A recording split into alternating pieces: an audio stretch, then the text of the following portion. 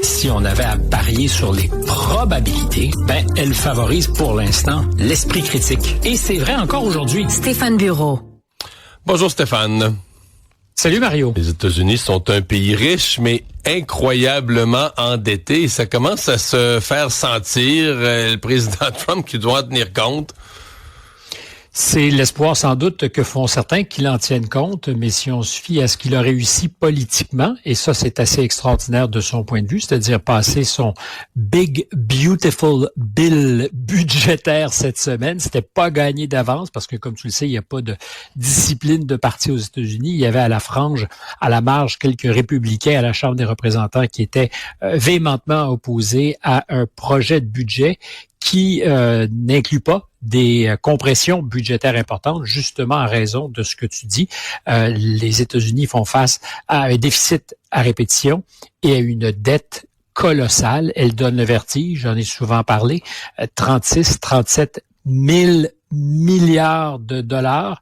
Le déficit fiscal des États-Unis s'établit à 6% du produit national brut. C'est-à-dire que la différence entre les revenus du gouvernement et ce que coûte l'épicerie, c'est ça qu'on appelle le déficit fiscal, c'est 6% de tout ce qui est produit aux États-Unis.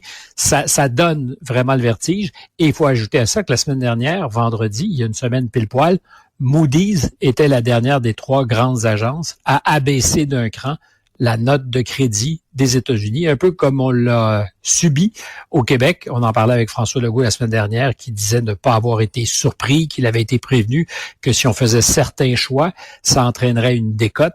Alors, les États-Unis aujourd'hui sont plus la référence en matière de crédit. En fait, il reste assez peu de pays dans le monde qui ont la note parfaite. La Suisse, par exemple, petit pays, mais les États-Unis, loin s'en faut. Avec un impact immédiat, ça fait au moins 2 fois cette année qu'on parle de ces choses qui ont l'air un peu absconses. On se dit, est-ce que c'est vraiment le genre de conversation que je veux avoir avec mon café à 6h28? Si tu te préoccupes de ton épargne, du système financier, tu peux te demander si les petites craques dans le plancher vont pas faire en sorte cette semaine, Stéphane, la bourse a pris une débarque là, dans un après-midi, soudaine. Là, je pense que c'était une journée qui était dans le vert. Pendant quelques minutes, c'était planté dans le rouge. Pourquoi? Parce qu'il y a eu une émission d'obligation 20 ans du Trésor américain, qui d'habitude, là, c'est une formalité. Là, c'est un pays. Mais il n'y avait pas assez de preneurs. Puis là, les taux de long terme, peut-être pour trouver des preneurs, tu montes les taux d'intérêt. Les taux de long terme qui ont augmenté, mais considérablement. On est repassé au-dessus du 5,1%. Alors, c'est la logique de l'offre et la demande. S'il n'y a pas de demande, qu'est-ce que tu fais? T'offres davantage. Mais est-ce que c'est juste le risque sur la dette ou est-ce qu'il n'y a pas encore des Japonais, des Chinois, des preneurs habituels qui disent, sais-tu, là, les bons du Trésor américain, on va sauter de notre taux une couple de fois pour donner du trouble à Trump? Je me suis posé la question. C'est possible, il faut pas l'exclure, sinon que ces choses-là sont à terme assez transparentes, c'est-à-dire que on finit par savoir qui a transigé, et s'il fallait que ça ressemble à des attaques coordonnées, justement pour mettre des bâtons dans les roues de Donald Trump, il y aurait certainement, en tout cas lui, à court terme, des moyens de faire payer le prix de ça. Mais de tous les gendarmes qui existent dans le monde, le seul capable de vraiment se faire entendre auprès du Trésor américain et de Donald Trump, c'est justement le marché des obligations. C'est plus fort que l'opposition politique, c'est plus fort que les démocrates, c'est plus fort que ces républicains qui sont des conservateurs fiscaux et qui voudraient bien qu'on fasse le ménage dans la dette, qui ne se fait jamais. C'est toujours repoussé. Et cette semaine, c'est le deuxième facteur aggravant après la décote de la semaine dernière, c'est que Donald Trump a réussi, je dirais pas contre toute attente, mais néanmoins, à faire passer le projet de budget qui doit être aussi appuyé au Sénat. Et là, les choses vont beaucoup se compliquer. Alors, il y a un risque politique parce qu'on a tordu quelques bras pour réussir à obtenir ce vote archi serré, 215 contre 214 à la Chambre des représentants. Tous les républicains n'étaient pas alignés, justement parce qu'il y a des gens qui disent ça ne tient pas la route, on creuse notre tombe, et il faut voir que les mauvais chiffres des 2 dernières années, quand je parlais de ce déficit fiscal, c'est pas tout à fait celui de M. Trump, c'est beaucoup le budget ou les choix budgétaires faits par la précédente administration, sinon qu'il y a des baisses d'impôts qui ont commencé en 2017 par M. Trump, qui ajoutent, est-ce que tu creuses, si tu donnes des avantages fiscaux à tes électeurs, hurrah, parce que c'est payant politiquement, mais si tu compenses pas par des compressions ailleurs, tout ce que tu fais, c'est que tu creuses le trou de la dette. Et c'est ce qui s'est accentué. Et ce projet de loi, alors, comprime un peu les dépenses, disons-le. Moi, il comprend un peu, parce que les gens qui nous écoutent se disent, voyons, le Doge, là, on s'est fait dire depuis l'élection que Elon Musk, le Doge, mettait la hache dans toutes les dépenses, dans les ministères, congédiait du monde par centaines. On est loin du compte. Non, mais tu comprends ce que je veux dire? La personne qui nous écoute ce matin dit, voyons, il me semble on n'entend rien que parler de coupure, et Trump, il a l'air à faire un effort pour réduire les dépenses.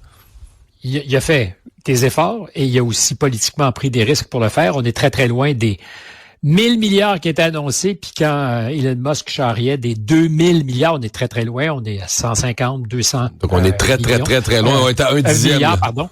Exact. Très, très, très loin. Mais néanmoins, il y a des progrès qui ont été faits, mais c'est pas suffisant. Et j'ajoute que ce projet de loi sur le budget, c'est un projet de loi, c'est pas adopté, stabilise d'une certaine façon, mais stabiliser en ce moment, c'est pas assez. Il faut que tu commences à rétro-pédaler, que tu ramènes tes dépenses à des niveaux beaucoup plus bas, parce que chaque année, le coût de la dette dépasse ce que les Américains dépensent en défense. Le sacro-saint budget de la défense a été dépassé. C'est la plus grosse dépense du gouvernement fédéral américain. C'est l'intérêt sur la dette. Le prix, les intérêts sur la dette. C'est extrêmement lourd. Alors, il n'y a pas eu suffisamment d'efforts. Puis traditionnellement, c'est ce qu'on constate. Les républicains, la droite, devraient être fiscalement conservatrices. Ce n'est pas du tout le cas de Donald Trump. Et là où il y a aussi des risques électoraux, c'est qu'il a toujours promis qu'il ne toucherait pas au Medicaid, l'aide médicale, l'aide de santé pour les plus fragiles. Or, il le fait à la marge pour aller chercher d'ailleurs des économies assez substantielles qui se comptent en dizaines de milliards de dollars, mais aussi pour autant en réduction d'admissibilité pour certains Américains.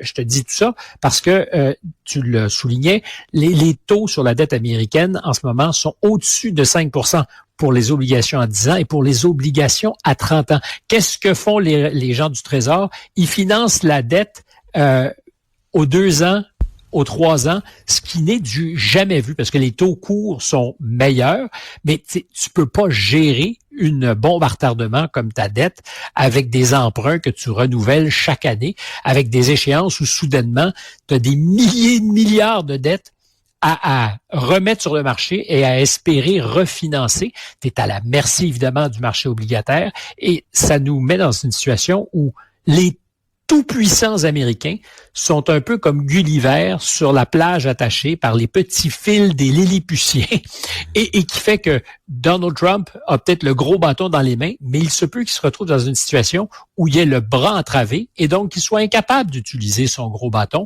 C'est pas demain matin que ça va arriver. Ça fait 30 ans, 40 ans qu'on dit un jour il va se passer quelque chose avec le dollar, avec et c'est toujours, on repousse la quécane. Mais cette semaine, tu montais les taux, donc tu donnes plus d'argent à ceux qui achètent de la dette, et le dollar américain en même temps s'affaissait. C'est normalement pas du tout inversement corrélé. Normalement, quand tu donnes un meilleur rendement, on veut plus acheter d'obligations, donc on achète plus de dollars américains, et c'est le contraire qui s'est produit cette semaine. C'est probablement les signes annonciateurs de ce qu'il y a quelque problème, chose de floqué dans les finances publiques américaines. Stéphane, il faut qu'on se parle de Harvard, donc qui l'université probablement dans le monde où des gens de tous les continents, de tous les pays, incluant des Canadiens, là, voulaient s'inscrire. Ben là, Harvard ne pourra plus accueillir d'étudiants étrangers. C'est extraordinaire. Ça, c'est vraiment extraordinaire. Il y a une lutte à finir entre le président Trump, son administration et Harvard. Harvard qui est devenu le symbole pour M. Trump de tout ce qui ne va pas dans le monde universitaire. Et il n'y a pas tout faux. C'est clair qu'il y avait des dérives importantes sur le wokisme, sur toutes sortes de choses qui ont été soulignées 1000 fois. Mais là, ce que fait l'administration, c'est qu'ils disent on va révoquer les visas d'étudiants de tous les étudiants étrangers à Harvard. On parle de plus ou moins 6800, 6900 étudiants.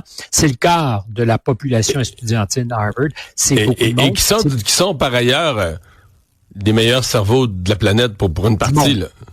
C'est souvent, alors évidemment, il y a probablement des passe-droits pour les plus riches et les plus distonnés. Ça existe. Aux États-Unis, c'est ce genre de choses qui existent. Mais en général, ils sont pas pour autant niaiseux quand ils sont admis à Harvard. C'est pour les États-Unis, depuis toujours, la meilleure manière d'aller chercher les cerveaux en les faisant étudier aux États-Unis, puis en les conservant souvent derrière. Ça participe de la puissance américaine, cette attraction qu'ont les universités. Et la menace en ce moment, c'est que si ça marche à Harvard, ça pourrait être appliqué à d'autres grandes universités, parce que qu'est-ce que veut l'administration? C'est des renseignements sur les étudiants, que les universités partagent ces renseignements au nom de la menace antisémite. C'est le principal prétexte qui est présenté par l'administration en disant il y a eu des manifestations pro-palestiniennes, il y a eu des débordements, il y a des risques, il y a même des risques de terrorisme au sein de ces organisations. Est-ce que Harvard et les grandes universités sont complices de la dérive antisémite? Franchement, c'est grotesque à sa face même. Le patron d'Harvard est lui-même juif, si je ne me trompe pas. C'est aux États-Unis, les institutions de la communauté juive sont en très bonne santé. Ça ne veut pas dire qu'il n'y a pas, et on l'a vu à Washington hier matin, avec dans la nuit ou l'avant-veille, pardon, l'assassinat, mais de sang-froid brutal de deux membres du personnel de l'ambassade israélienne à Washington. Ça existe. Mais est-ce que les grands campus universitaires américains sont historiquement le nid de l'antisémitisme? C'est un peu charrié, malgré les manifestations, c'est vrai, l'an dernier, qui protestaient contre ce qui se passe à Gaza. Mais c'est un gros bras de fer qui dépasse probablement ces enjeux-là. Et je le crains aussi, l'orgueil du président, parce que Harvard a refusé de plier l'échine. On les a menacés de couper des subventions s'ils ne collaboraient pas davantage avec le gouvernement. Et là, il dit, c'est l'arme ultime, c'est l'arme atomique. Et c'est les revenus de l'université en grande partie, parce que ces étudiants, pour l'essentiel, ils payent en gros dollars américains entre 60 et 80 000 dollars US par année pour avoir le privilège d'étudier à Harvard. Et on leur dit, et on dit aux étudiants, si vous restez aux États-Unis, il va falloir changer d'université. Entre-temps, je termine là-dessus, il y a un juge fédéral qui a dit, un instant, ça tient pas debout. On arrête les manœuvres. Ça sera probablement amené en appel, mais il n'y a pas un étudiant qui ne pourra pas finir, à tout le moins, sa session à Harvard. Parce que c'était exécutoire. Ah ouais. Exécutoire. Et ça ne l'est plus. À suivre. Bonne fin de semaine, Stéphane. Cube